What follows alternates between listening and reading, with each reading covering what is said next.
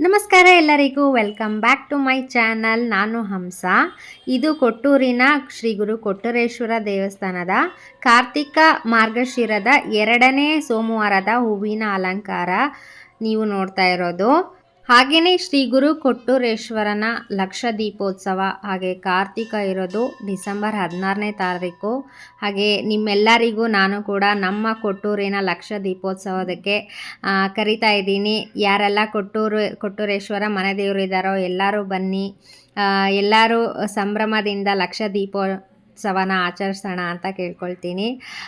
ಇದು 12ನೇ ಉತ್ಸವ, ಅಂದರೆ ಪಲ್ಲಕ್ಕಿ ಉತ್ಸವ. ಪಲ್ಲಕ್ಕಿ ಏನು ಹೋಗುತ್ತಲ್ಲ ಅದು 12ನೇ ವಾರದ್ದು ಕಾರ್ತಿಕ ಮಾರ್ಗಶಿರದ 2ನೇ ಮಾಸ ಆಗಿರುತ್ತೆ. ಇದು ಕೊಟ್ಟೂರೇಶ್ವರನ ಹೂವಿನ ಅಲಂಕಾರ, ಸೋಮವಾರದ ಹೂವಿನ ಅಲಂಕಾರ.